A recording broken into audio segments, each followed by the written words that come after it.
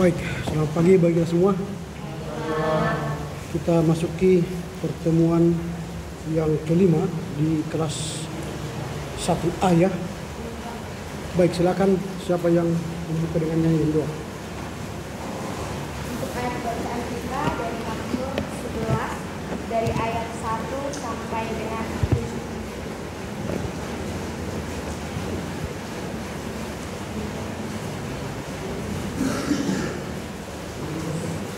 Sebelum kita membacakan firman Tuhan, mari kita buka Kidung Jemaat nomor 425. Berkumandang suara dari seberang. Berkumandang suara dari seberang. 1, 2, 3 ya. Berkumandang suara dari seberang. Inilah percayamu. Banyak jiwa dalam dosa mengerang. Inilah percayamu. Inilah berita Injil menerang yang terang. Inilah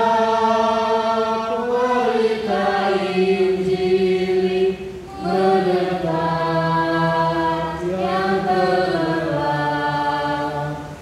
Mari kita baca Mazmur 11. Kita baca secara responsoria. Tuhan tempat perlindungan.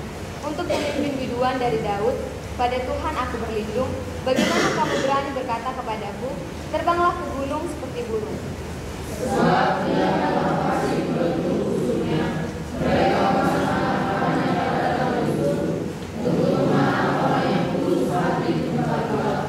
Apabila dasar-dasar dihancurkan, apakah yang dapat dibuat oleh orang benar itu?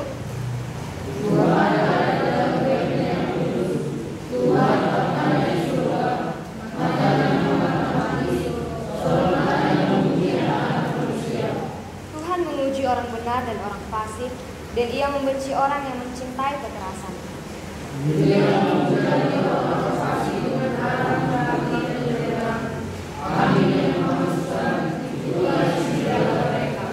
Sebab Tuhan adalah adil dan Ia mengasihi keadilan. Orang yang tulus akan memandang wajah-Nya. Kita satukan hati kita, mari kita bersatu dalam doa. Terima kasih Bapa, terima kasih Yesus, terima kasih Roh Kudus buat segala cinta-Mu yang masih boleh kami rasakan dari hari yang lalu, di mana Tuhan kami telah berkumpul di tempat ini Tuhan dengan keadaan yang penuh sukacita untuk memulai aktivitas pembelajaran kami Tuhan. Biarlah Engkau memberkati mulai dari awal pertengahan hingga akhir. Bapa yang baik, kami berdoa Tuhan untuk dosen, staf pegawai. Biarlah Engkau Tuhan memberkati mereka. Biarlah Engkau memberkati setiap pekerjaan mereka. Kami berdoa juga Tuhan untuk orang tua, bahkan juga untuk sanak saudara kami yang dekat maupun yang jauh. Engkaulah yang melindungi mereka, Engkaulah yang menyertai mereka dimanapun mereka berada. Begitu juga dengan kami anak-anak Tuhan. Bantulah kami Tuhan untuk mengimani setiap proses yang kami lalui. Bapa yang baik, kami adalah manusia yang penuh dengan dosa. Biarlah Engkau hapuskan agar kami layak disebut sebagai anak-Mu. Segala pergumulan kami Tuhan dalam kami serahkan ke dalam tangan pengasihan-Mu. Terima dan sempurnakan doa kami ini dengan perantara-Mu. Tuhan Yesus selamatkan yang hidup. Amin. Oke, baik. Saya akan absen dulu.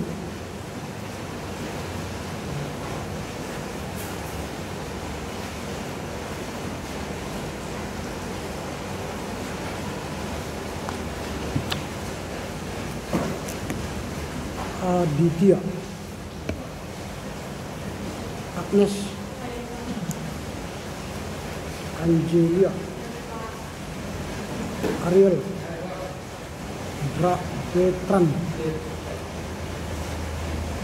Bunga sakit ya.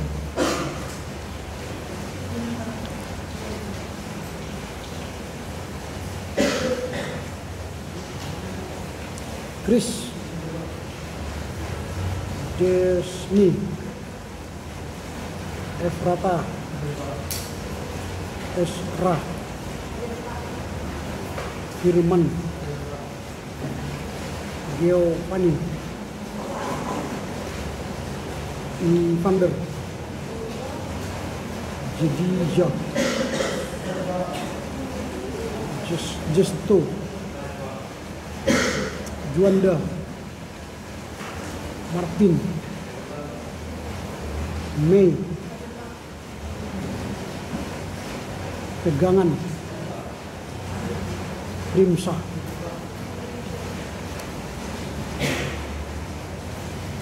Samuel, Sanna, Talenta, Tasya, Yensi. Oke, silakan tanda tangan.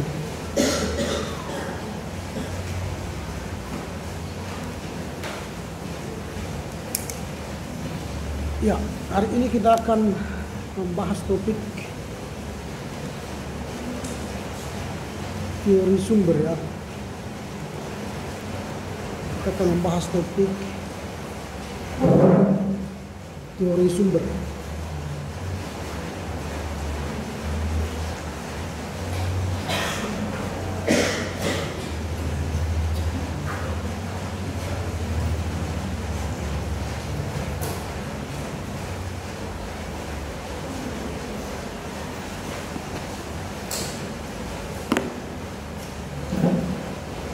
Saya sebelum mengurai pembahasan kita hari ini, saya hanya mau cek dulu keseriusan kita membaca kitab suci.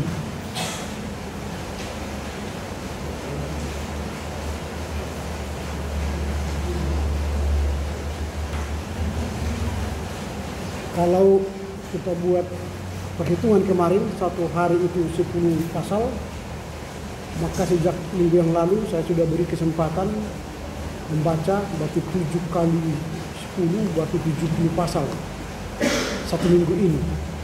Kalau 70 pasal berarti dia sudah lewat Kejadian dan sudah harus masuk pada keluaran pasal 20. Itu targetnya, karena satu hari 10 pasal. Jadi kalau masih ada nanti yang membaca masih di Kejadian, saya anggap dia tidak serius dan tidak mengindahkan tugas yang saya sampaikan. Nah, baru saya akan kasih kesempatan terakhir untuk saudara serius membaca.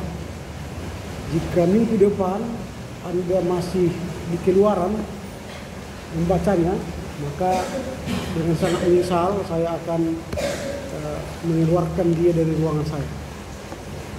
Ya, jadi kalau masih main-main ya.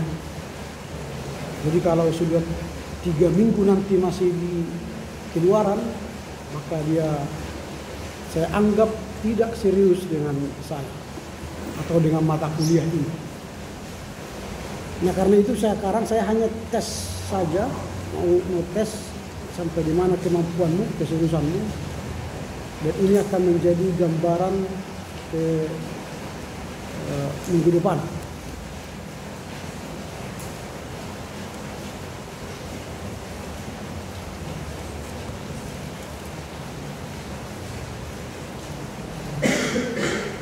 Jadi jangan coba bohong, katakan aja sebenarnya, karena kebohonganmu akan merugikanmu.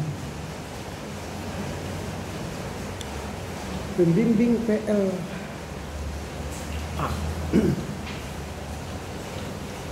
Aditya sudah sampai pasal berapa? Aditya terus masih Kejadian? Boleh. Berarti selama ini kau nggak baca ya? Kejadian 17 kan masih 1 hari atau 2 hari. Berarti 5 hari saudara tidak baca Alkitab. Oke, masih 17 ya. Saya catat dulu di sini. Anda masih 17. Kalau minggu depan saudara masih 17, maka jangan menyesal saya keluarkan dari ruangan ini.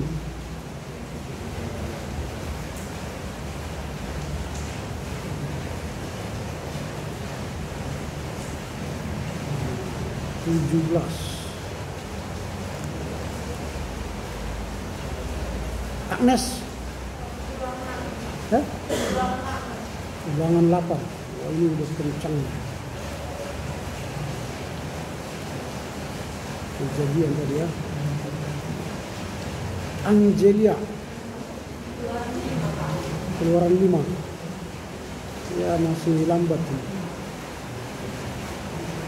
Ariel. Tuh. Masih kejadian kau. Betran. Kejadian berapa? Berapa pasal kejadian?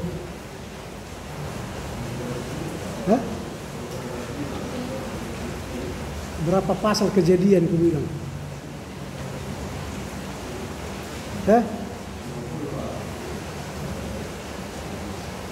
Hati-hati ya, jangan terjebak nanti dengan pengakuanmu. Jujur aja ya. Bunga tadi hati sakit ya. Chris. Gimana?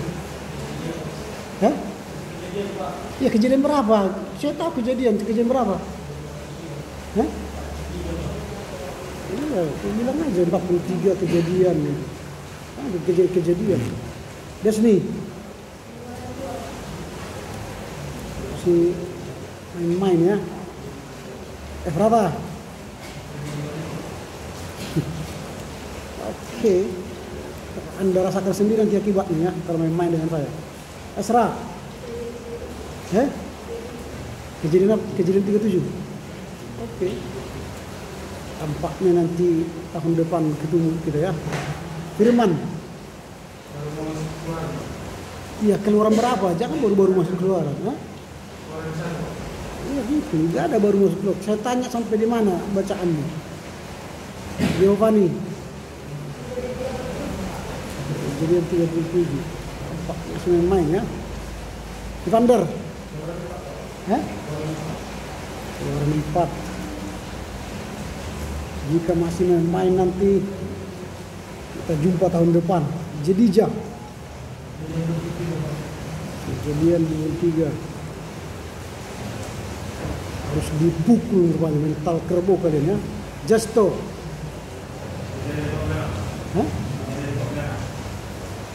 Tak pernah mental kerbau semua rupanya ya. Juanda. Aduh, masih mental kerbau semua. Martin. Kejadian 20. Mental kerbau. Mei. Mamat 3. Pegangan. Kau kesini lah, terlampau jauh kau pulang. Sini kesini. Kejadian berapa? 29. Pindah kau sini. Dia kedengaran suaramu sudah halus. Kau jauh lagi dari sini. Rimsa. Mental kerbau ini semua. Samuel. Dia 30. Masih tampak muka tak berdosa semua ya. Sana. Orang 3. Talenta.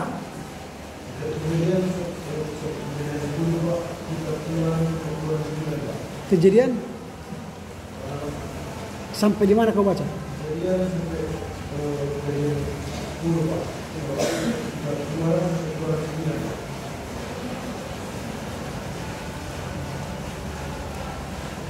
Bodoh dia. Kitab sampai kitab mana kau baca, Talenta? Sampai situ aja bilang. Lompat kau ke keluaran. Enggak, belum kau baca kejadian lompat ke keluaran. Otak double teman. Tasya. Kejadian 44. Tahu ayatnya itu. Yansi. Kejadian 40.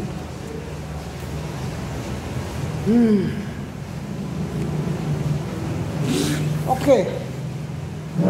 Tampaknya mental kerbau ya semua ya.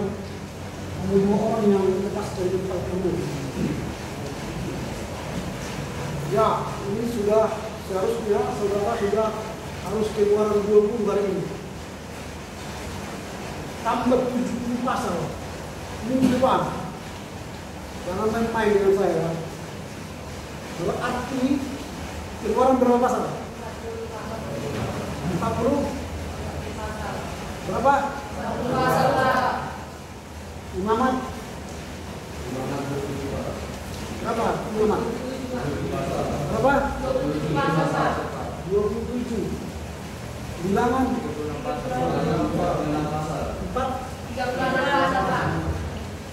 13. 5, 7, 3. Berarti ini kurang 70. 3. Sampai ini keluar. Bilangan imamat. Berarti saudara sudah harus baca sampai imamat maksimal. Ya. Kalau Anda masih berada di sini besok, Anda jangan masuk keluar ke ruangan saya. Kalau Anda masih baca di sini ya, di kitab ini. Tapi kalau Anda sudah baca sampai ulangan, baru masuk ke kelas saya minggu depan. Lebih baik tak usah masuk ke sini. Daripada saya tanya lagi, Anda masih baca di sini, saya tidak izinkan saudara masuk ke sini. Harus dicambuk dulu. Nah, mencrek kau membacanya, silakan mencrek kau atau masuk rumah sakit. Kalau tidak mau mendengar saya.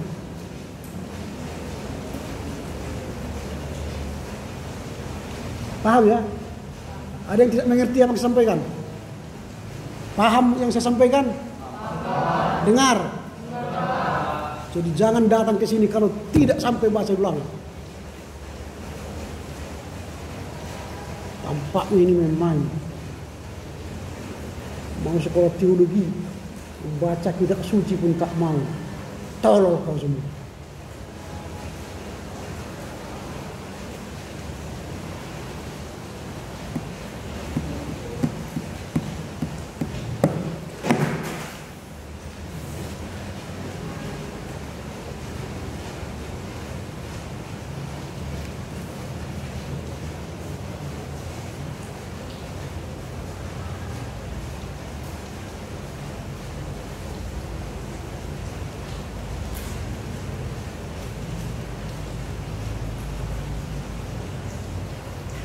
Oke, kita lanjut ya.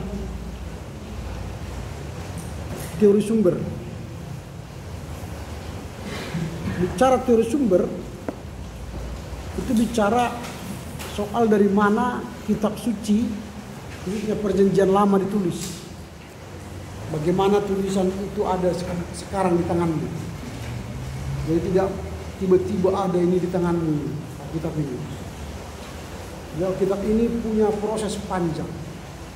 Ada teori-teori sumber yang menjadikan ini ada. Dituliskan oleh para orang kudus. Kemarin minggu yang lalu saya katakan, siapakah yang menulis itu? Mereka ialah orang-orang yang diilhami Roh Kudus. Siapa itu? Para nabi, para imam, para raja, hakim-hakim. Mereka yang punya otoritas untuk menulis kitab suci. Tentu setelah mereka tulis, pertanyaan kita ya dari mana sumber mereka menulis? Kok bisa mereka ya menulis itu? Makanya nanti kita akan melihat lebih dalam bagaimana kitab suci khususnya perjanjian lama, karena kita belajar perjanjian lama, dari mana sumber-sumber mereka menuliskan kitab itu, mulai Kejadian sampai Maleakhi. Ada beberapa sumber yang menjadi bahan mereka menulis ya, yang menjadikan kitab ini ada. Yang pertama itu sumber mereka ialah Taurat.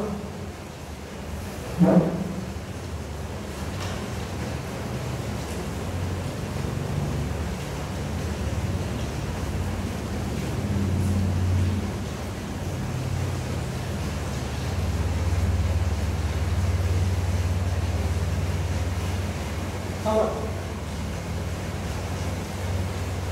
Pentateuch itu 5 kitab. Ini yang sering dibacakan oleh umat Israel sebagai hukum-hukum Allah. Di dalam kelima kitab ini, atau disebut dengan hukum Taurat atau kitab hukum, mereka mendapatkan banyak inspirasi dari kitab ini. Jadi kitab Taurat ini menjadi kitab yang sering diulang-ulang supaya setiap keturunan orang Israel paham hukum, paham Taurat. Jadi mereka itu selalu mengulang-ulang.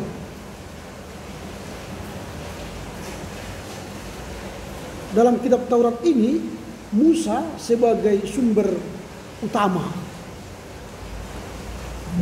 Jadi kalau dalam hukum ini yang menjadi sumber utama dari penulisan hukum Taurat ini adalah Musa.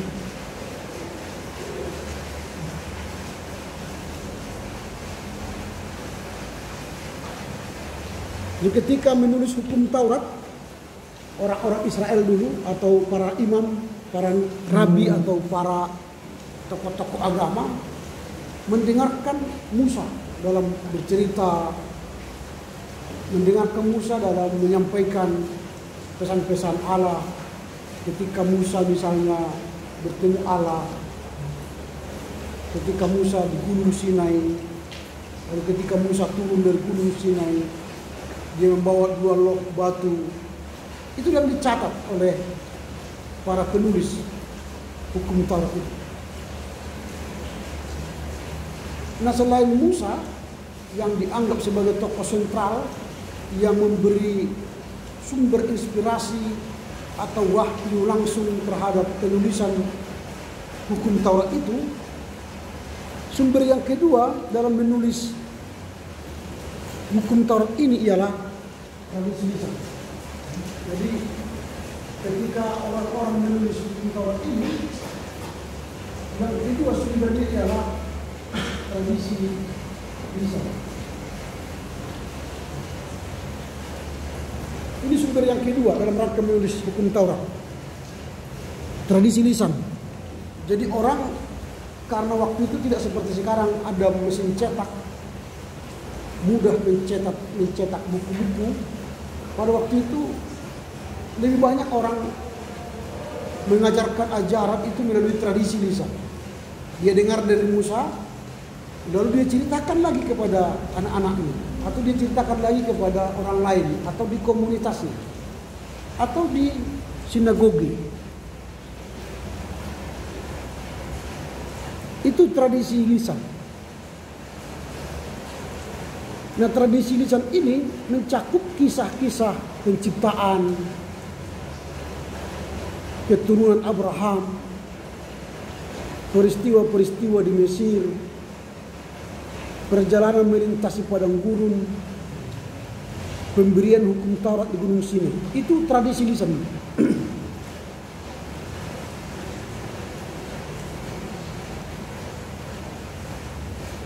Nah, itulah tradisi lisan yang menjadi sumber utama penulisan kitab Taurat, yaitu kitab Kejadian sampai Ulangan tadi. Nah, pengumpulan data ini, baik dari Musa dan dari tradisi lisan, ini namanya berkabar-kabar.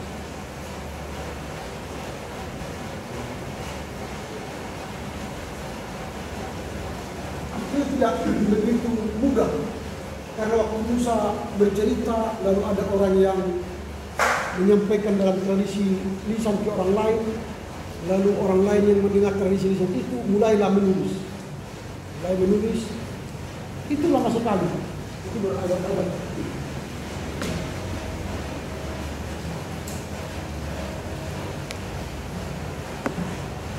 Kemudian itu yang pertama, bagian Taurat tadi. Bagaimana Taurat itu dikumpul, ditulis, dan dari siapa sumbernya. Nah sekarang yang kedua yang kita lihat, kitab nabi-nabi.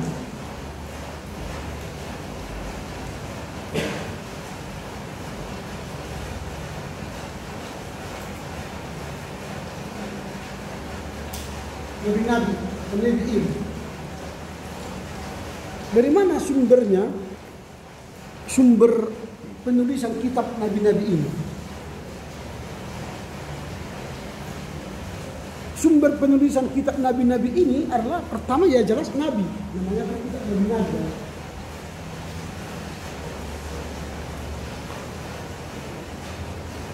Nabi-nabi itu menyampaikan informasi atau wahyu yang dia terima dari Tuhan, lalu dia sampaikan kepada umat Israel. Misalnya Yeremia, Daniel, Yesaya, itu nabi-nabi yang terkenal ya. Dia mendengar firman Allah kepadanya, lalu dia sampaikan kepada orang lain, umat Israel. Makanya mereka selalu mengatakan, demikianlah firman Allah, atau Allah berfirman. Demikianlah firman, apalagi Yeremia nanti banyak sekali itu. Demikianlah firman Allah, oh Amar Yahweh. Itu selalu mereka katakan. Artinya sebagai sumber utama dalam penulisan kitab nabi-nabi, mereka mendasarkan tulisannya atau pewartaannya, wahyunya dari Tuhan. Lalu yang kedua, tradisi lisan dan tulisan. Selain nabi-nabi, ada tradisi lisan dan tulisan. Tulisan itu, mengapa sudah ada tulisan? Karena sudah ada kitab Taurat. Sudah ada yang menulis kitab Taurat. Lalu itu yang dibaca oleh penulis nabi-nabi ini. Mereka selalu merujuk kepada tulisan-tulisan yang sudah ada. Maka ada tradisi lisan dan tulisan. Beberapa nabi itu sudah ada yang mengutip kutipan tulisan daripada kitab Taurat, kitab Pentateuch. Lalu ada juga yang mereka tulis tulisan mereka, apakah itu pesan mereka, pidato mereka tulis sendiri. Nabi-nabi ini menulis, sehingga sumber penulisan kitab nabi-nabi itu bisa dapat dari tradisi lisan yang disampaikan melalui kata-kata, lalu melalui tulisan-tulisan dalam bentuk nasihat atau pidato atau pesan, dan kemudian diabadikan oleh orang yang mendengar. Misalnya ketika Yesaya, Yeremia, Daniel menyampaikan sebuah pidato atau kayak sekarang khotbah, ada orang yang mencatat khotbahnya itu. Lalu itulah yang menjadi sumber dari kitab nabi-nabi. Lalu yang ketiga, sumber-sumber penulisan kitab Ketubim. Kitab Ketubim.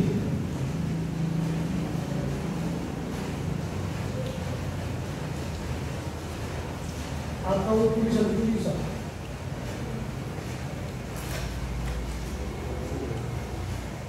Ketubim artinya kitab Ketubim itu artinya Ketubim artinya tulisan-tulisan. Kitab Ketubim. Kitab Ketubim ini kan kitab-kitab nubuatan ya, nabi-nabi, puisi sastra Gunung Agung ya, Mazmur, Amsal, itu Ketubim, tulisan-tulisan. Sumber penulisan kitab Ketubim ini berasal dari beragam penulis dan waktu. Sumbernya dari beragam penulis.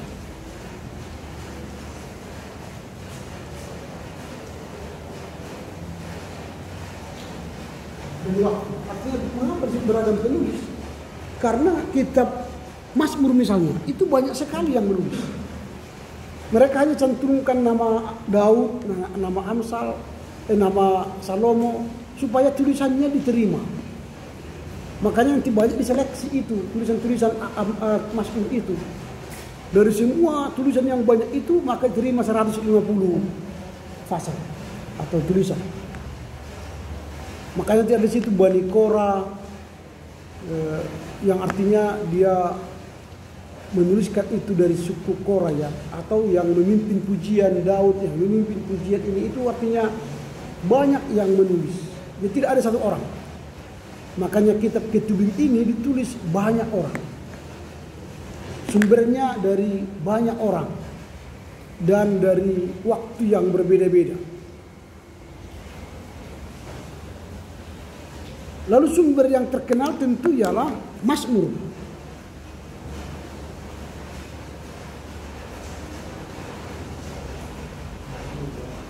Kitab Mazmur. Mazmur ini dinyanyikan di gereja, di sinagoge zaman dulu, istilahnya sinagoge. Di koleksi-koleksi himne, doa, koleksi-koleksi sajak yang diucapkan pada saat ibadah. Itulah juga sumber penulisan kitab-kitab Ketubim ini. Karena Mazmur itu dinyanyikan. Kita kan tidak pernah menyanyikan Mazmur di gereja. Kalau misalnya Hine Luyanu, Hine Luyanu, Yosef Seria Ser Israel, itu contoh-contoh. Hine Luyanu, Hine Luyanu. Nah itu contoh lagu-lagu Mazmur dinyanyikan. Lalu setelah itu nanti datang umat bernyanyi bersama. Lalu kornya seperti tadi. Itu contoh Tuhan tidak terlelap penjaga Israel. Itu artinya Hine Luyanu. Itu dinyanyikan bersama-sama. Tapi di tradisi gereja kita nggak ada nyanyian Mazmur. Nggak ada kan? Ada dinyanyikan Mazmur di gereja kita? Nggak ada. Biasanya gereja-gereja Calvin suka itu menyanyikan lagu-lagu Mazmur. Tapi nggak tahu di GBKP ada yang menyanyikan. Ada? Nah itu. Tapi kalau kalian pergi nanti ke GKI di Jawa, ada banyak GKI yang menyanyikan lagu-lagu Mazmur. Itu berulang-ulang. Ada seorang pemimpin biduan di depan, lalu tikor. Semua jemaat tikor. Setiap minggu.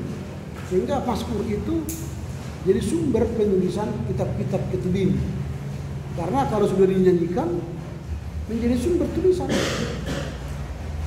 Sama sekarang kita kan punya piring jemaat, PKJ, kita pendenden, haleluya, Bukwende, Sinuno, ya, kitab Sinuno. Itu menjadi sumber penulisan. Nah ini sumber-sumber yang secara umum ya, untuk Taurat, untuk nabi-nabi, Leviin, dan untuk Ketubim. Nanti kita akan lihat lagi sumber yang paling utama dalam penulisan-penulisan itu lebih rinci. Ini masih secara umum, sumber-sumbernya dari mana untuk ketiga kitab besar itu. Lalu pertanyaan kita sekarang ialah, dari mana mereka mendapatkan tulisan itu?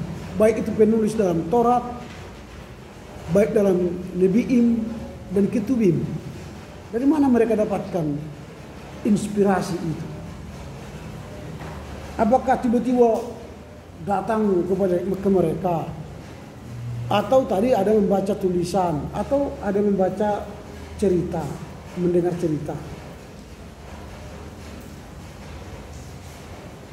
Nah kalau kita lihat lebih mendalam, para penulis atau kontributor atau penulis kitab-kitab dalam Perjanjian Lama itu mendapatkan sumber-sumber penulisan mereka. Yang pertama itu dari relasi langsung dengan Allah. Jadi dari mana mereka dapatkan ini? Pertama itu dari relasi langsung dengan Allah.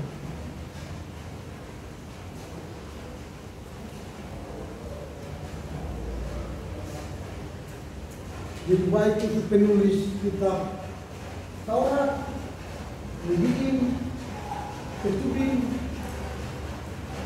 mendapatkan semua sumber penulisannya dari relasinya dengan Allah. Jadi orang yang sudah punya relasi baik dengan Allah pasti dia akan mendapatkan wahyu atau penglihatan, sehingga dia bisa menuliskan. Kalau orang yang dekat dengan Allah berarti dia mendengar Allah berfirman kepadanya, atau dia mendengar suara Tuhan. Waktu itu, kalau sekarang kalau ada orang berkata saya mendengar Tuhan berbicara kepada saya, itu menurut saya ya apa namanya? Ya diragukan. Kan banyak pendeta begitu ya. Tuhan berfirman kepada saya. Wah, gimana caranya? Apa dia? Halo pendeta, dengar dulu. Sampaikan ini kepada jemaat Tuhan ya. Kan tidak mungkin ya. Mungkin dia dapat suara itu dari pembacaan Alkitab ya, mungkin. Atau dia mendengar suara Allah itu dari khotbah-khotbah yang disampaikan pendeta. Maka dia mendengar Allah berfirman. Tapi kalau langsung Allah berfirman kepada kita sekarang, ya kalaupun ada mungkin 1 dari 10 juta atau 1 miliar ya, tak mungkin lah. Tapi kalau zaman dulu masih biasa. Allah itu langsung datang berfirman kepada manusia. Sudah tonton film His Only Son? His Only Son itu yang di Bredel.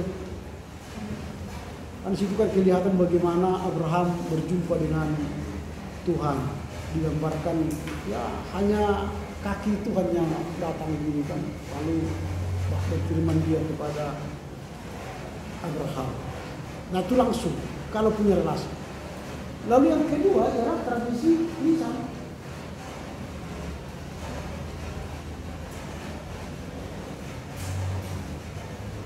Yang mendengar cerita-cerita orang bercerita tentang bagaimana orang Israel diperbudak di Mesir, bagaimana Yusuf di Mesir, cerita tentang Kain dan Habel, cerita tentang air bah, cerita tentang itu didengar lalu dia tuliskan. Jadi tradisi lisan ini menjadi tradisi yang pertama yang digunakan oleh para penulis kitab-kitab perjanjian lama ini. Karena ya saya katakan tadi nggak ada percetakan kala itu, ya sumber-sumber tulisan itu sedikit. Walaupun nanti akhirnya juga ada tradisi tulisan, tapi tidak begitu banyak. Yang dominan tradisi lisan. Baru yang ketiga ialah tradisi lisan yang dijadikan tulisan. Jadi sudah ada tradisi lisan lalu ditulis, sehingga tulisan itulah sumber mereka juga. Misalnya contoh tadi ada pidato atau khotbah dari Nabi, lalu ada orang menulis tentang khotbah itu. Berarti kan tradisi lisan ditulis, lalu tulisan itu menjadi sumber dari penulis kitab perjanjian lama. Baru yang keempat ialah sumber-sumber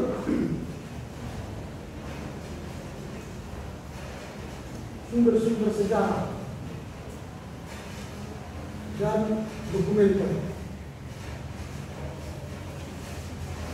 Jadi di sinagoge itu ada sumber-sumber sejarah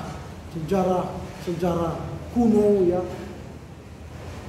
sejarah para rabi misalnya. Lalu ada juga dokumen-dokumen, misalnya dokumen-dokumen raja, dokumen-dokumen hakim-hakim, dokumen-dokumen tertulis dari sejarawan, dari kerajaan-kerajaan itu. Kan ada raja-raja dulu kan, ada Raja Saul, Raja Daud. Jadi raja-raja itu punya dokumen-dokumen di pemerintahannya. Itu juga dijadikan menjadi sumber penulisan kitab perjanjian lama itu. Lalu tradisi dan pengalaman komunitas.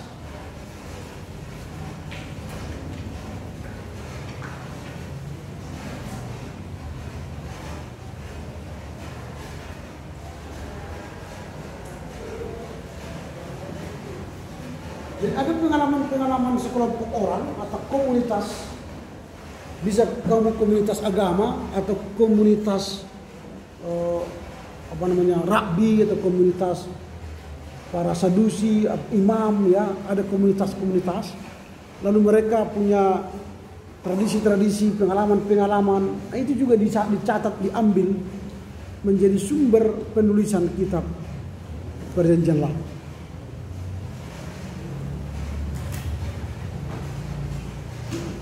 Nah, kita sudah tahu bagaimana tadi sumber-sumber itu secara umum, ya, dari kitab Pentateuch, Nebiim dan Ketubim. Lalu bagaimana dari mana mereka mendapatkan sumbernya. Sekarang bagaimana dokumen itu ditulis di mana? Mereka ini sudah punya informasi tadi, punya relasi dengan Tuhan, punya mendengar tradisi lisan, membaca buku atau tulisan, tradisi lisan yang ditulis, ada dokumen-dokumen sejarah, ada pengalaman komunitas. Lalu di mana mereka tulis itu? Bagaimana mereka menuliskan itu atau menjadikan itu sebagai dokumen atau tulisan-tulisan yang tertulis menjadi pegangan umat itu? Bagaimana caranya? Nah, kalau kita lihat nanti dalam Perjanjian Lama, maka kita akan menemukan beberapa cara atau tempat penulisan kitab Perjanjian Lama. Jadi caranya bagaimana, ditempatkan di mana yang sudah mereka tulis itu. Yang pertama itu penggunaan perkamen atau gulungan. Penggunaan perkamen atau gulungan.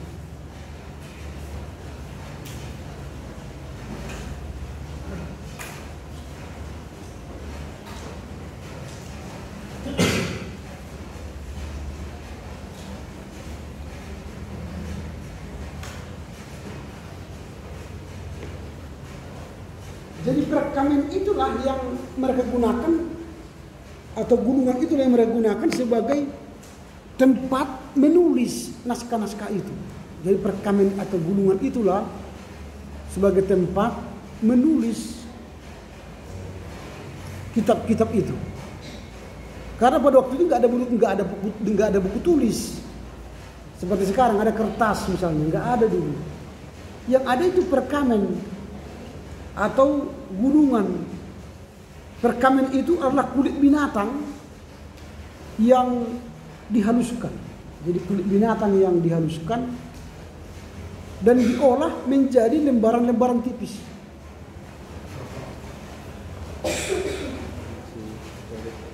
Silakan.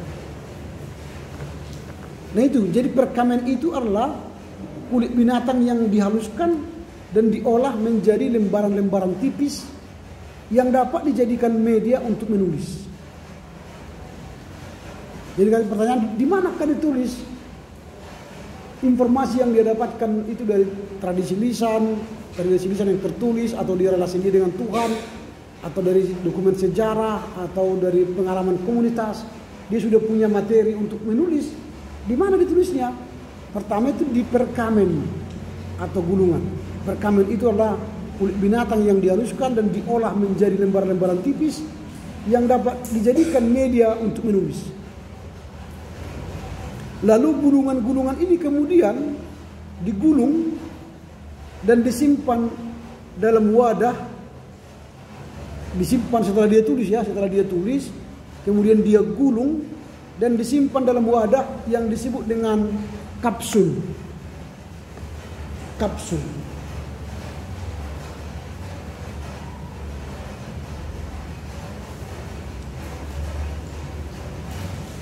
Kapsul atau tongkat gulungan.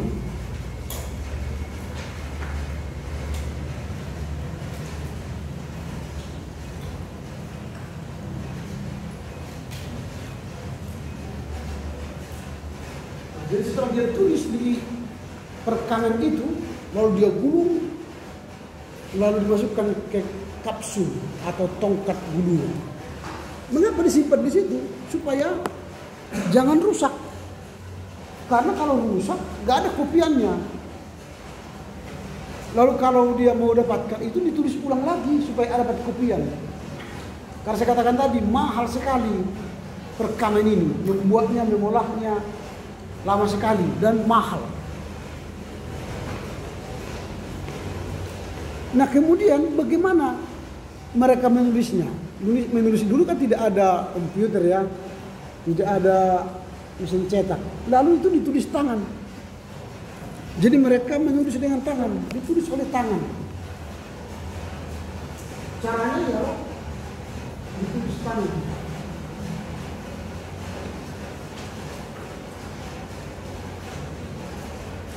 Belum ada mesin cetak kala itu, dia tulis tangan.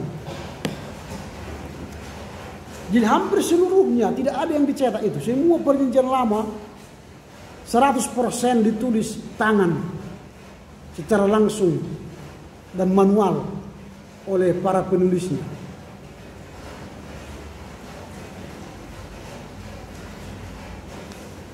Nah, coba kita bayangkan kalau kejadian itu misalnya 50 pasal lamanya menulis itu ya. Karena tidak seperti sekarang menulis sudah lengkap dengan meja dan apa. Dia menulisnya jangan-jangan dia menulis itu di di tempat yang tidak senyaman kita sekarang. Menulisnya satu ayat demi ayat. Dan itu tidak tertulis tertata seperti ayat sekarang, enggak. Mungkin satu perekaman itu hanya tertulis 2 ayat, gulung lagi, tulis lagi, gulung lagi. Ahli-ahli kitabnya sekarang yang menyatu-nyatukan itu cerita itu. Yang dia ceritakan mungkin dia tulis mungkin ya satu-satu peristiwa. Air bah, dia tulis air bah. Dia tulis gulung, simpan. Makanya banyak kitab gulungan itu dulu, perekaman itu ditemukan. Jadi tulis tangan. Lalu setelah ditulis tangan, di mana disimpan? Disimpan di tempat-tempat ibadah.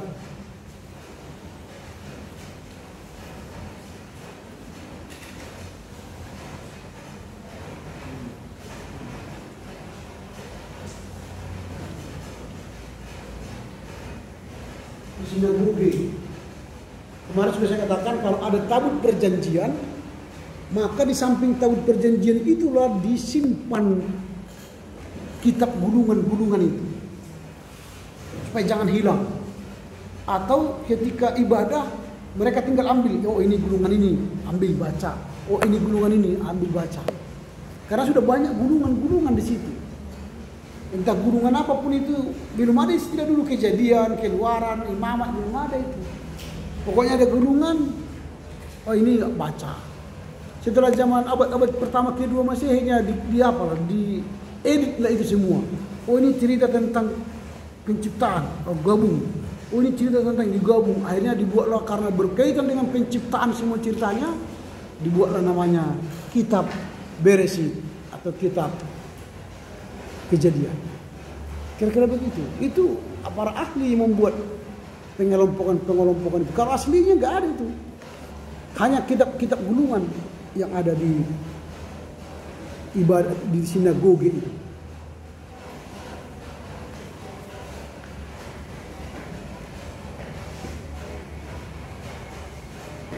Nah baru kemudian setelah dia ditulis, disimpan di dalam ibadah, rumah ibadah, baru mulailah tulisan-tulisan itu, gulungan-gulungan itu dikumpulkan dan disunting. Jadi itu dikumpulkan dan disunting.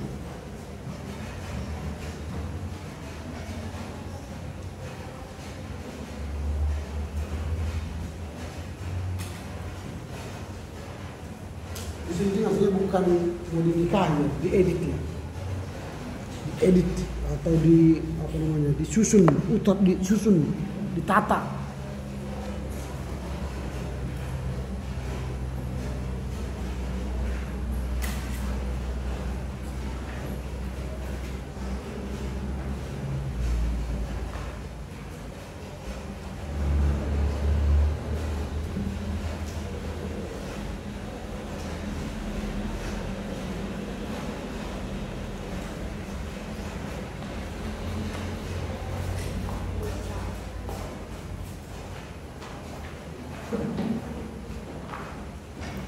Oke, sampai di sini ada pertanyaan sebelum kita lanjutkan.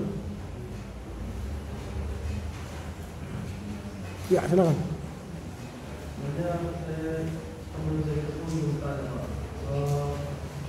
Tentang keterkaitan PN dan DB, jadi tadi kan Bapak bilang bahwasanya kita ini dihasilkan oleh wahyu dan wahyu dari para nabi, kan seperti itu Bapak. Nah, tetapi kenapa ya Pak ada beberapa kitab yang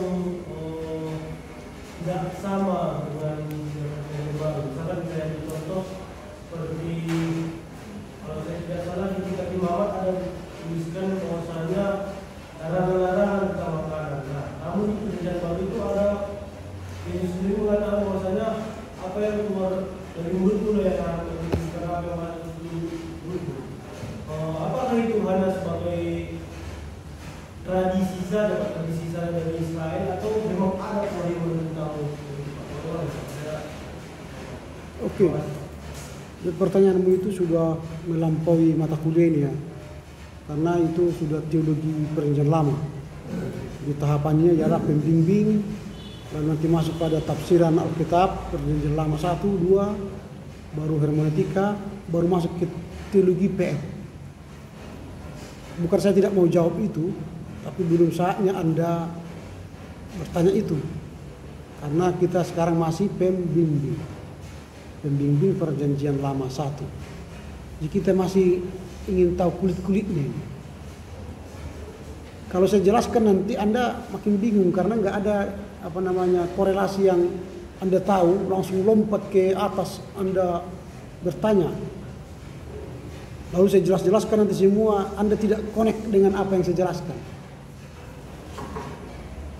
Jadi pelan-pelan lah dulu ya. Pahamilah dulu dari pengantar ini.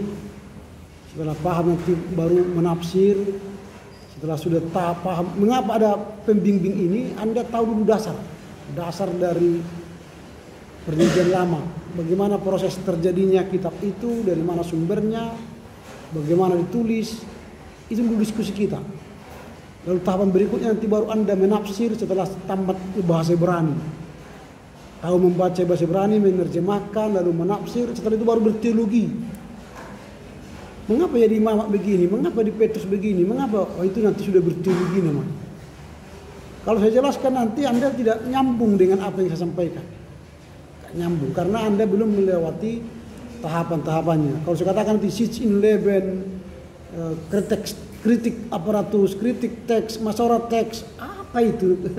Jadi Anda bingung. Saya ngomong di sini Anda tidak tahu apa yang saya sebut. Jadi capek saya ngomong, tapi Anda tidak nyambung dengan apa yang saya sampaikan. Karena saya masih mengajari dasar-dasar yang perlu Anda tahu dalam rangka menafsir nanti. Lalu ketika Anda sudah menafsir, Anda sudah tahu pembimbing, sudah tahu mengapa datang, apa itu Pentateuch, apa itu Nebiim, ada itu Ketubim, dari mana sumbernya, apa itu Perkamen. Lalu ketika kita bicara berteologi nanti, kalau saya katakan itu tertulis dalam perkamen, Anda sudah langsung perkamen, kitab gulungan-gulungan gitu. Anda sudah bisa nyambung dengan apa yang saya ceritakan. Tapi kalau saya nanti jelaskan itu, apa itu ya? Saya apa masalah teks ya? Apa ini? Menjelaskan itu, bertanya lagi, Pak, apa itu masalah teks? Itu kan lama. Jadi bukan saya tidak mau menjawab. Tapi belum saatnya saya memberikan jawaban karena Anda tidak nyambung dengan itu. Ada lagi pertanyaan. Ini soal apa ya? Soal pengetahuan tentang bagaimana kitab itu ada. Ya. Ini berarti penulisan dalam tulisan ini ada tahu dari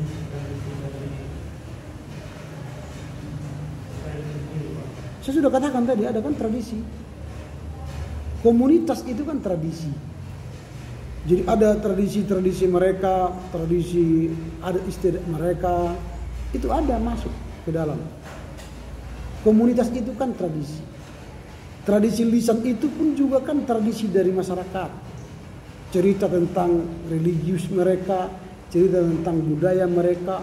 Maka kitab itu nanti banyak menceritakan juga tradisi adat mereka. Gitu ya. Tidak bisa terlepas dari tradisi. Karena sumber penulisan mereka dari tradisi lisan itu ya tidak bisa dipisahkan, mana tradisi Alkitab agama, mana tradisi adat. Agama Yahudi itu adat dan agama nyatu. Kalau kita sekarang kan beda, tradisi Kristen, tradisi Batak beda. Tradisi Kristen dengan tradisi Jawa beda. Kalau mereka nyatu, tradisi Yahudi dan agama Yahudi sama. Sunat dalam adat Yahudi, sunat juga dalam agama mereka. Jadi menyatu. Gitu ya. Oke, ada lagi. Ya, kalau tidak ada ini kita akan masuk kepada yang lebih mendalam ini. Kalau saya katakan tadi ini masih kulit-kulitnya. Nah, sekarang kita akan masuk pada teori yang lebih mendalam tentang sumber dari penulisan kitab Perjanjian Lama ini. Teorinya disebut dengan JEDP. Teori JEDP. Apa itu J? J Jahwis, E Elohis, D Deuteronomis,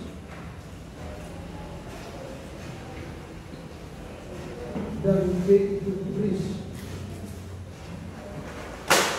Ini teori sumber dalam Alkitab. Teori sumber itu hanya ini: Jahwis, Elohis, Deuteronomis, dan Pris.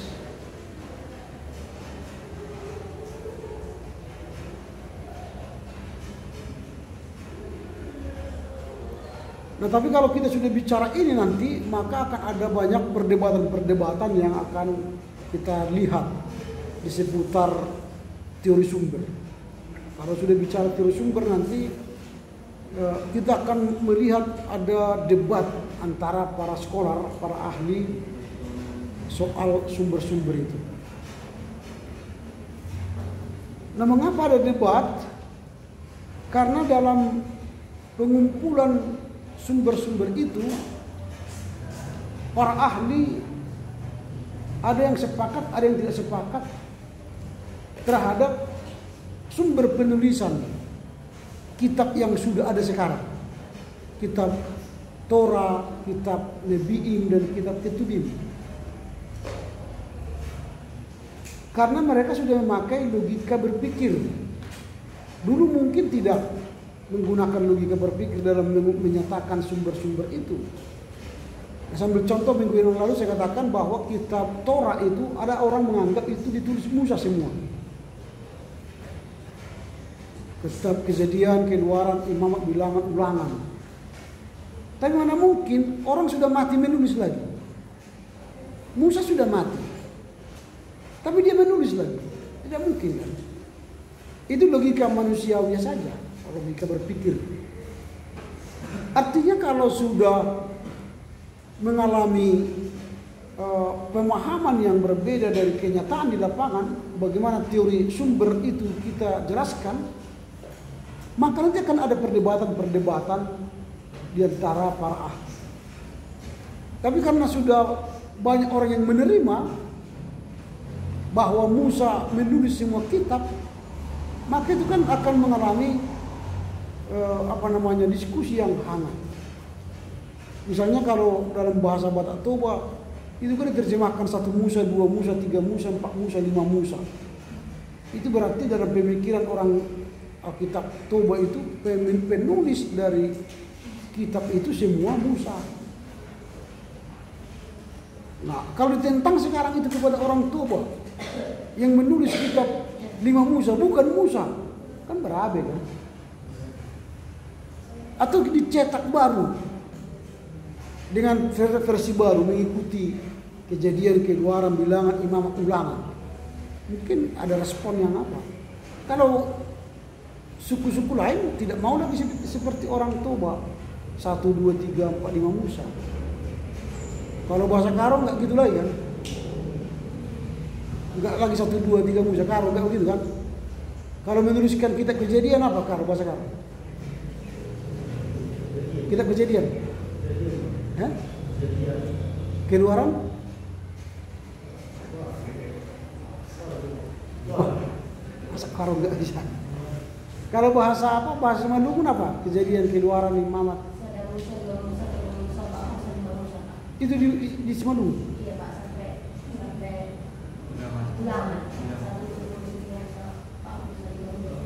Wah, sampai dengan itu boleh. Kalau Dairi? Dairi? Enggak ada. Nias?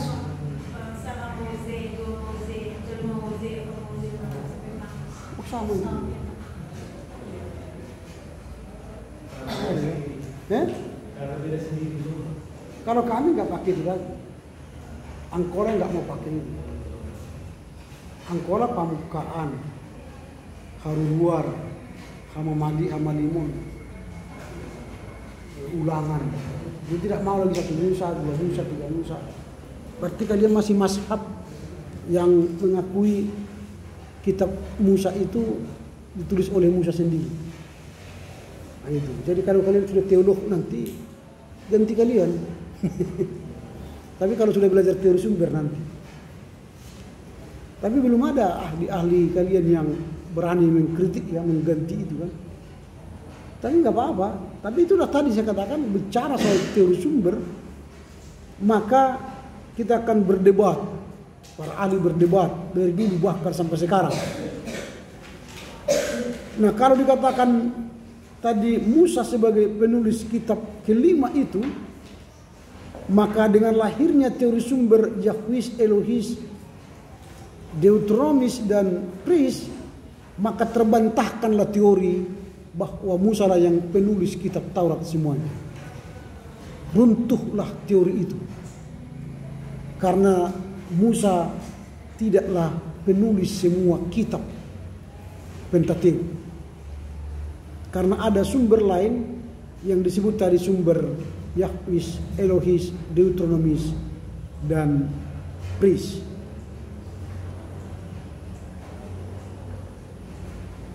Nah, teori ini dikembangkan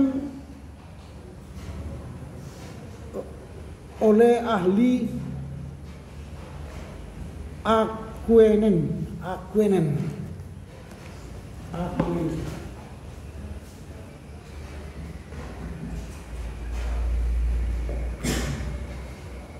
Dan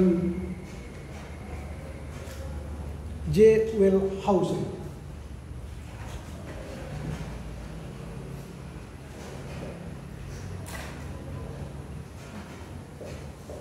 J. Wellhausen.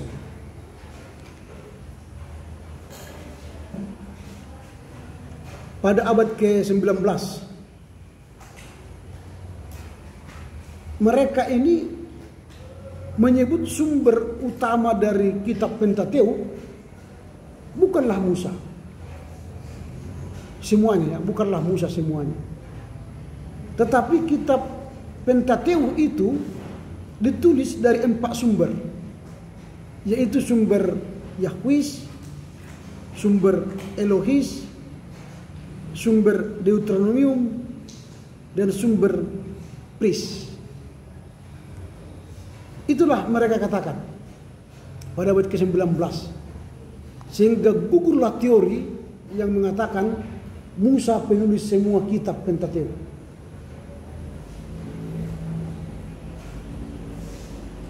Jadi kalau sudah ada pendapat seperti ini, maka seharusnya kita mulailah berpikir mengkontekstualisasikan pengajaran yang benar kepada gereja kita masing-masing.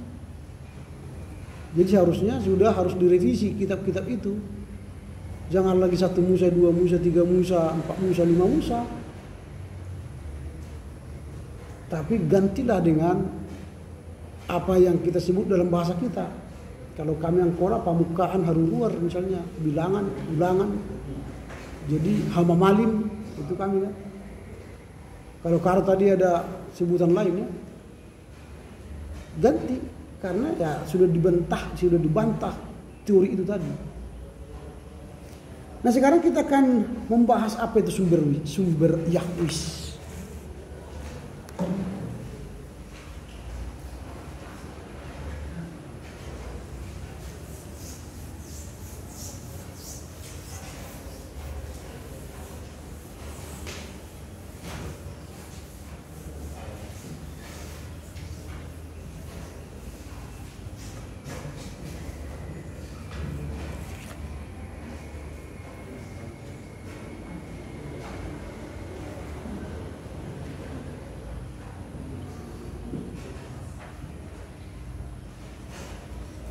Juga Yahwis sama sumber Yahwis.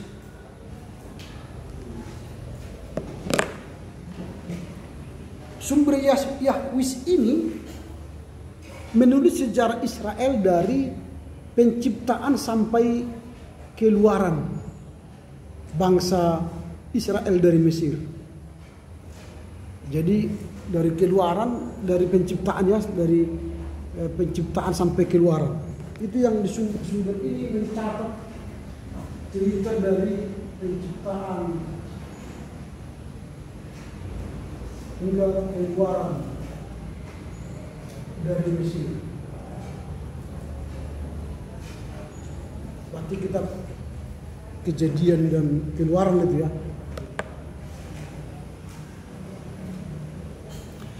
Dan mereka berada di daerah Kanaan. Perkembangan teori ini berada di daerah Kanaan. Ada beberapa ciri khas dari sumber ini, sumber Yahwis. Jadi kalau kalian baca nanti kitab Kejadian dan Keluaran, ada ciri-ciri dari kitab ini. Yang pertama, Allah selalu disebut dengan nama Yahweh. Jadi Allah itu selalu disebut dengan Yahweh.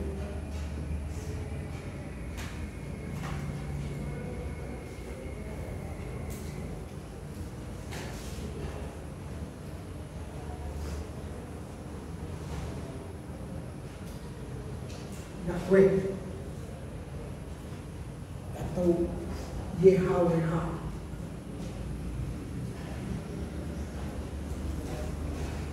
Karena kalau orang Batak menyebut Jehovah, Yahweh, YHWH. Itu dari 4 huruf itu, YHWH, Yahweh.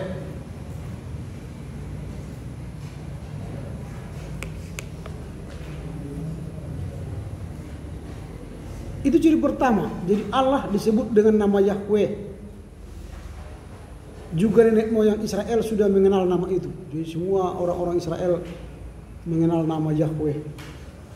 Zebaoth, Yahweh, Jehovah, Yisrael, Jehovah, Zebaoth, Jehovah, itu Jehovah, Yahweh. Yang kedua, pada umumnya Allah di dalam wahyunya, pada umumnya Allah di dalam wahyunya atau penyataannya, penampakannya, pada umumnya Allah di dalam wahyunya atau penyataannya dilukiskan dan digambarkan dalam bentuk seorang manusia. Jadi Allah itu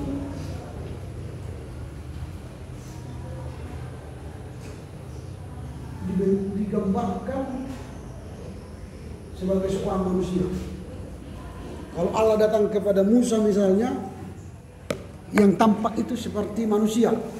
Pada umumnya Allah di dalam wahyunya atau penyataannya dilukiskan dan digambarkan dalam bentuk seorang manusia. Ketika Allah datang menjumpai Musa di semak-semak itu yang tampak itu seperti manusia. Ketika Allah kepada Abraham waktu menyuruh dia untuk ke Gunung Moria mempersembahkan Ishak dalam bentuk manusia. Itu ciri-ciri Yahwis, sumbernya Yahwis, Yahweh yang datang. Lalu yang ketiga, sumber ini bersifat universal. Artinya sumber Yahwis ini bersifat universal. Jadi Allah itu bersifat universal. Di dalam sumber-sumber Yahweh nanti Allah itu digambarkan universal. Jadi Allah adalah Khalik langit dan bumi. Pada mulanya Allah menciptakan langit dan bumi. Jadi Allah itu adalah pencipta Khalik langit dan bumi. Coba baca dulu Kejadian 2 ayat 4.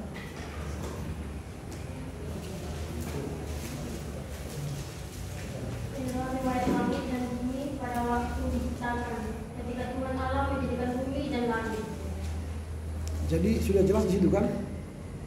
Demikianlah riwayat langit dan bumi pada waktu diciptakan ketika Tuhan Allah menjadikan bumi dan langit.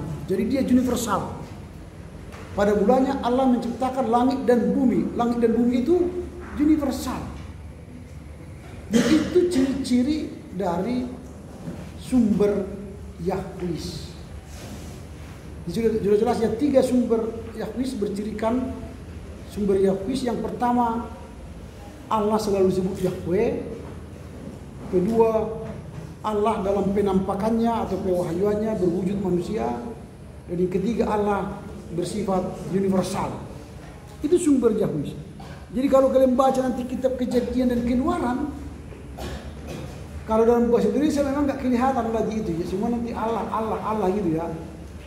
Tapi kalau kalian baca nanti dalam kitab aslinya, Biblika Hebraika Stuttgart Indonesia, maka kelihatan itu Yahweh. Nanti kalau kalian buka misalnya dalam Alkitab kalian, Alkitab elektronik itu, nanti kan kelihatan itu bahasa aslinya.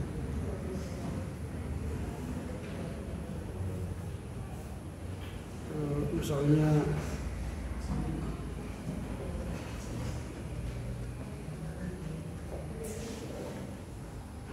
ada bahasa apa ya? Oh ini ada. Jadi kalau Kejadian 2 ayat 4 misalnya, ele tol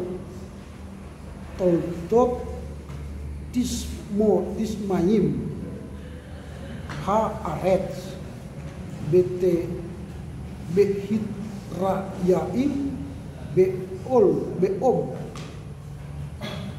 esot Adonai. Nah itu Yahweh, Adonai. Jadi dalam bahasa Ibrani atau orang Ibrani tidak boleh mereka membaca ini Yahweh, harus dibaca dengan Adonai. Jadi kalau kalian baca nanti di Alkitabnya bahasa Ibrani, ada Yahweh harus dibaca dengan Isod Adonai. Tidak boleh nanti Isod Yahweh, karena itu melanggar kitab pertama, kitab ketiga. Jangan menyebut nama Tuhan Allahmu dengan sembarangan. Jadi setiap melihat huruf tetagram itu, tetagram artinya 4 huruf itu, YHWH, orang Ibrani selalu mengatakan Adonai. Nah itu, jadi semua itu Adonai, Yahweh. Nah sebagai tambahan, kata mengenai Yuda dalam berkat Yakub tampak dilatar belakangi oleh keunggulan suku Yuda di bawah pemerintahan Raja Daud. Coba baca Kejadian 49 ayat 8. Kejadian 49 ayat 8. Ayat 8.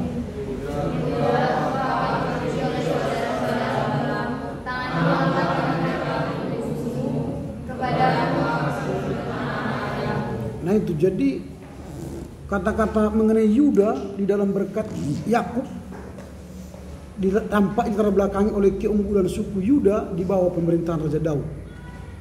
Itu yang kini di sumber Yahweh ini. Dengan demikian kita mengatakan bahwa kitab Kejadian sampai keluaran orang Israel dari Mesir itu muncul dari sumber Yahweh, ditulis oleh sumber Yahweh. Jadi kemungkinan besar penulis sumber Yahweh ini hidup pada pemerintahan Raja Daud dan Salom. Jadi hidup pada masa pemerintahan Raja Daud dan Salom. Jadi mereka ini hidup pada masa pemerintahan Raja Daud dan Salomo sekitar tahun abad ke-11 sampai ke-10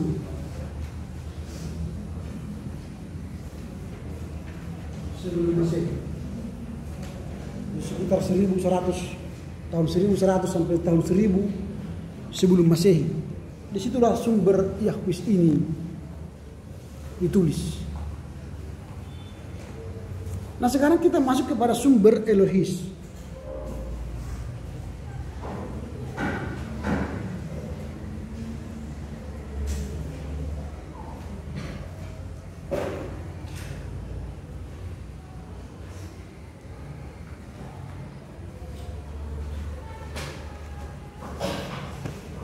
Sumber Elohis menggunakan nama Elohim. Elohim menggunakan nama Elohim.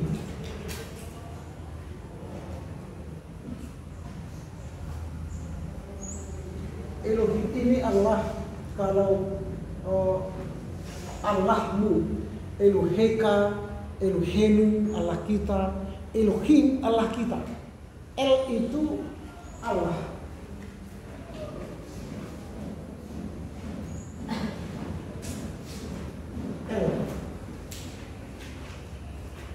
El Sadai, El Olam, El Roy, apa lagi, semua banyak El. El itu Allah. Jadi Elohim artinya Allah kita. Elohenu Allah, Eloheka Allah dia. Jadi Elohim itu Allah kita. Nanti kalian sudah akan belajar nanti apa itu konjugasi dari kata-kata Ibrani. Jadi Elohim. Jadi sumbernya Elohim. Jadi ciri-cirinya ialah selalu menggunakan kata Elohim.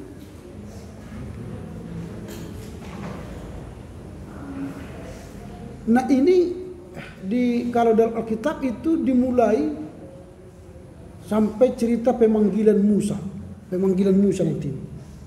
Di situ akan muncul nanti apa namanya nama Elohim.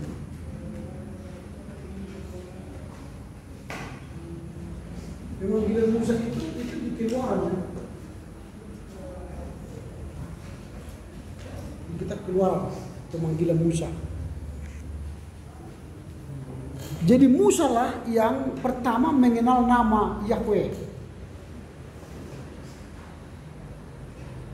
Nah, sesudah cerita Elohim ini menjadi sumber, juga menggunakan, walaupun mereka menggunakan Elohim, juga mereka menggunakan Yahweh. Tapi yang dominan nanti adalah sumber Elohim. Nah, sumber Elohim ini lahir di kerajaan utara. Lahir di kerajaan utara.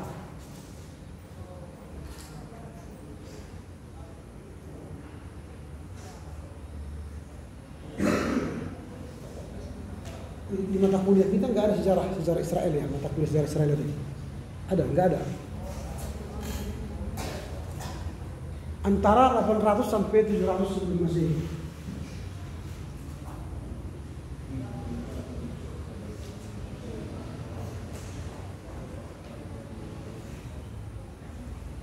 Kalian sudah tidak ada mata kuliah sejarah Israel ya, sehingga kalian mungkin tidak mengerti apa itu kerajaan utara, apa itu kerajaan selatan. Nanti bacalah di ruang bacaan ya, di perpustakaan, apa itu kerajaan utara, kerajaan selatan. Kerajaan selatan itulah Yehuda. Itu hanya 2 suku setelah pecah ya. Kerajaan utara itu ada 10 suku di sana. Tapi itu banyak suku yang menikah antar suku. Akhirnya dikeluarkan dari Israel dan mereka disebut dengan Samaria. Orang-orang Samaria itu kan di luar Israel akhirnya. Dan orang-orang Yehuda mereka mengklaim diri sebagai Israel yang percaya kepada Yahweh yang berkiblat ke Silo, ke Yerusalem. Sementara Samaria pusat keagamaan mereka ke Gerejim, di Gerejim, bukan di Yerusalem. Makanya ketika Yesus bertemu dengan perempuan di sumur Yakub itu, dia berkata, engkau tidak akan menyembah Allahmu di Gerejim atau di Yerusalem, tapi sembahlah Allah dalam roh dan kebenaran. Jadi dia hendak menyatukan kerajaan Israel yang terpecah. Memang Israel ini kan terpecah, sering terpecah. Nah itu jadi sumber Elohis lahir di kerajaan utara, kira-kira antara 800 sampai 700 Masehi. Ketika sinkritisme Baalistis melanda kehidupan agama Israel. Jadi ketika kehidupan sinkritisme kan percampuran iman, Baalisme terjadi di Israel. Jadi menyembah Baal, dewa Baal. Pada masa itulah timbul gerakan nabi-nabi memprotes dan menentang sinkritisme tersebut, terutama dengan dibawahi oleh Nabi Elia dan Elisa, dipimpin oleh Nabi Elia dan Elisa untuk menolak sinkritisme itu. Sinkritisme itu kan ketika Raja Ahab istrinya Isabel menyembah dewa Baal, lalu Elia dan Elisa menyerang habis-habisan Raja Ahab. Tapi Raja Ahab kan kalah karena Isabel kuat. Isabel itu cantik, maka Ahab takluk kepada kecantikan Isabel. Jadi hati-hati kalian, kalau istri kalian cantik biasanya takut kalian. Ya biasanya, tapi nggak tahu lah. Tanya laki-laki, hati-hati cari istri.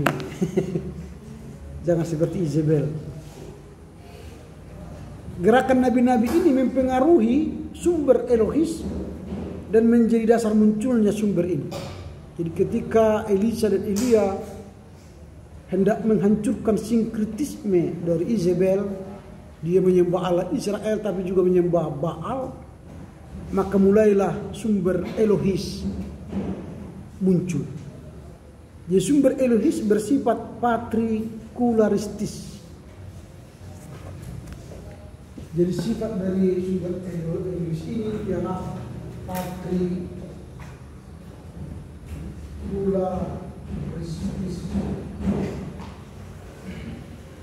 Patrikularis artinya kebapaan. Elohim ya, kebapaan.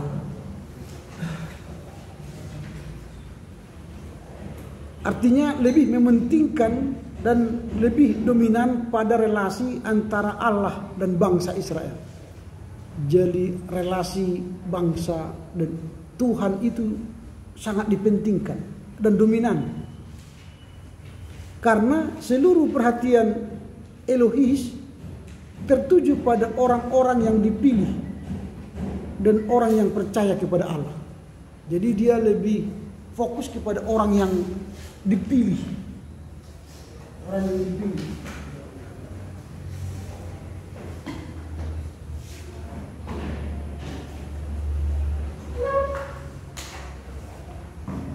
Jadi dia fokus kepada orang yang dipilih,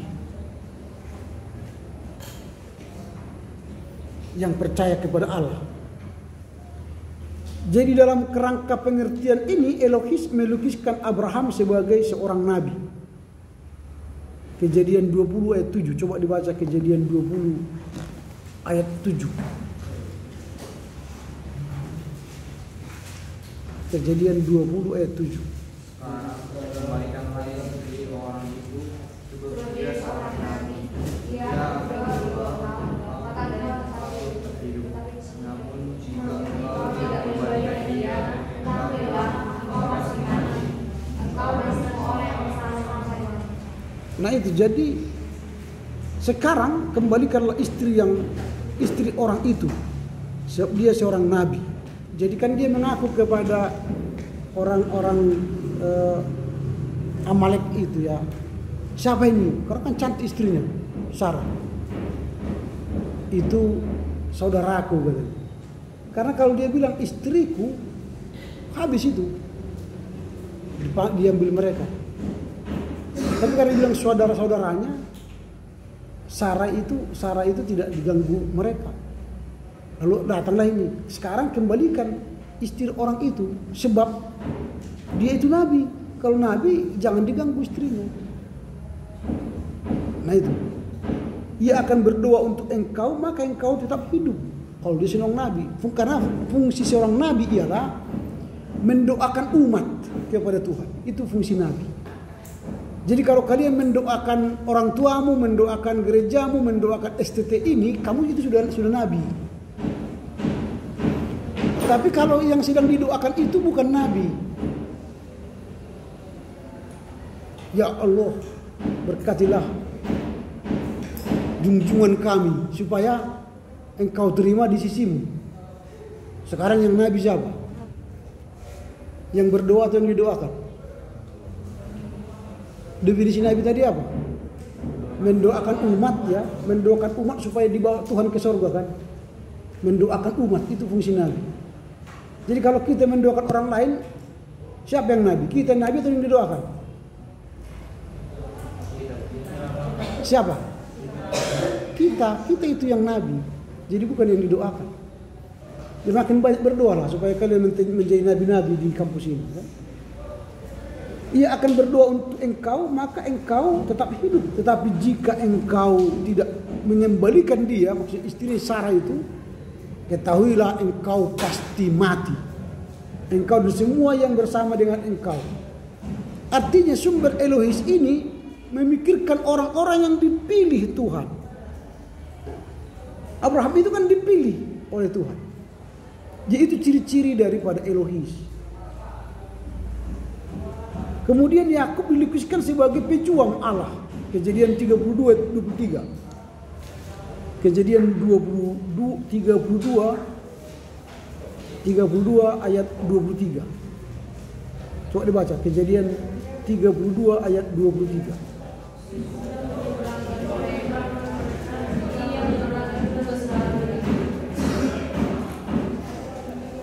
Sesudah ia menyeberangkan mereka, ia menyeberangkan juga segala miliknya. Artinya menyeberangkan segala milik si Yakub. Nah inilah sumber-sumber Elohis.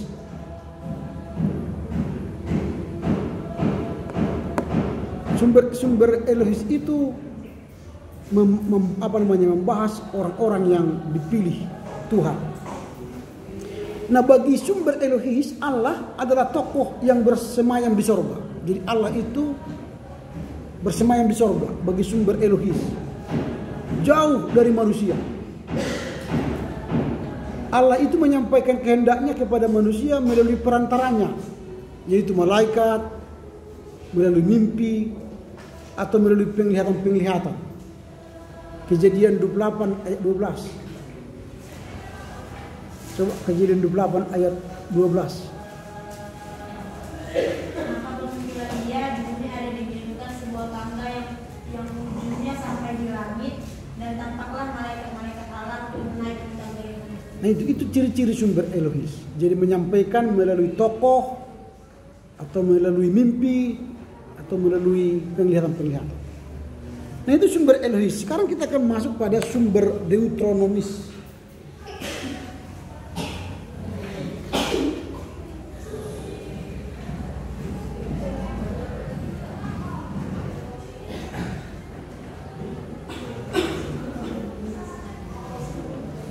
Nah sumber Deuteronomis seluruh kitab ulangan merupakan sumber utama ketiga yang di dalam Pentateuk. Menjadi sumber utamanya ialah Deuteronomis. Jadi kitab ulangan itu menjadi sumber utama dalam kitab ketiga Deuteronomis. Apa kitab Pentateuk? Kitab ketiga kan ulangan ya. Jadi kitab ulangan yang menjadi sumber utama dari utamanya ialah Deuteronomis. Kalau dalam bahasa Latin, ulangan itu adalah Deuteronomium. Kalau pembacanya Deuteronomium ya. Kalau tulisannya Deuteronomium. Deuteronomium. Kalau bacanya Deuteronomium.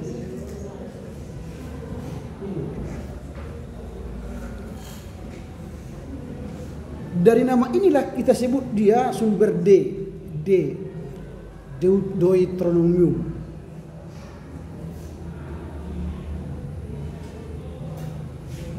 Jadi dalam kitab Deuteronomium ini atau kitab ulangan ini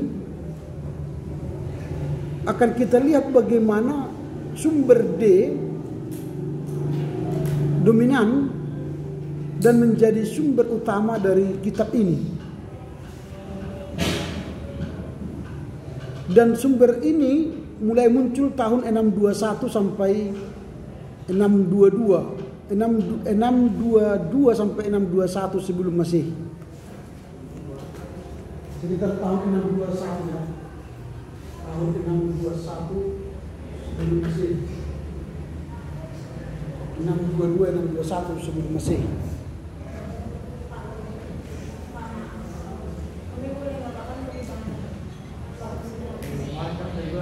Hah? Jam berapa ibadah?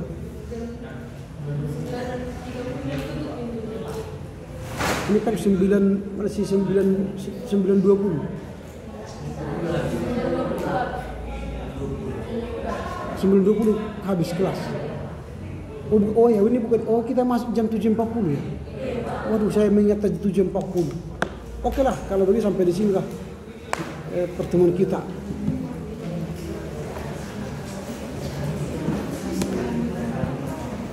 Silakan tutup dengan nyanyi dan doa. Mana absen?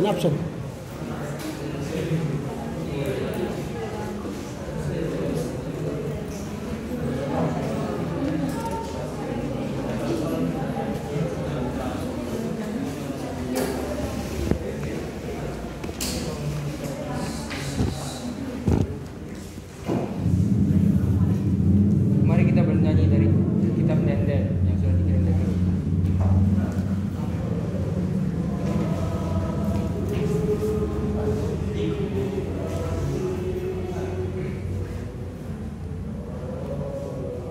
Silakan. Adikku indah ampar bintang terang sadar juga. Adikku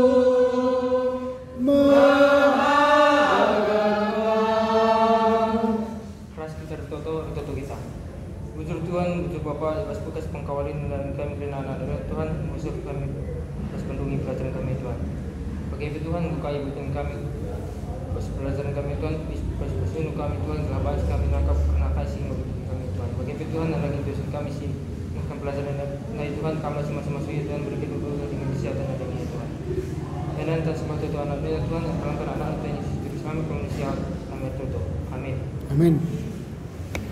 Oke, selamat pagi.